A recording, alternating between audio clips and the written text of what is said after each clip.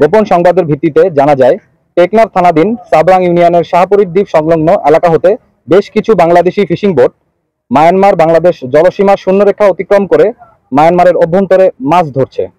প্রাপ্ত তথ্যের ভিত্তিতে বিসিজি আউটপোস্ট শাহপুরী কর্তৃক আজ 29 আগস্ট 2025 তারিখ শুক্রবার শাহপুরীর দ্বীপ সীমান্ত পিলার 3 এলাকার আওতাধীন মায়ানমারের নাইখংদিয়া সংলগ্ন নাফ নদীর মোহনা হতে জালিয়াপাড়া পর্যন্ত মায়ানমার সীমান্ত এলাকায় একটি বিশেষ অভিযান পরিচালনা করা হয়।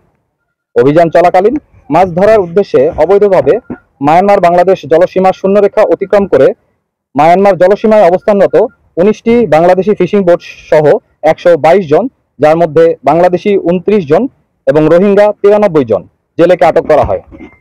উল্লেখ্য যে নিষেধাজ্ঞা থাকা সত্ত্বেও গত কয়েকদিন ধরে বাংলাদেশি ফিশিং বোট সমূহের মায়ানমার ও বাংলাদেশের শূন্যরেখা অতিক্রম করে মায়ানমারের অভ্যন্তরে প্রবেশ করে মাছ শিকারের প্রবণতা অতিরিক্ত পরিমাণে বৃদ্ধি পেয়েছে, যার ফলশ্রুতিতে আরাকান আর্মি প্রায় প্রতিদিনই বাংলাদেশি জেলেদের বোটকে আটক করে নিয়ে যাচ্ছে। আটককৃত জেলে এবং জব্দকৃত বোটের পরবর্তী আইনানুগ কার্যক্রম প্রক্রিয়াধীন রয়েছে। বাংলাদেশ কোস্টগার্ড জেলেদের নিরাপত্তায় এবং ভবিষ্যতে এ ধরনের অভিযান অব্যাহত রাখবে।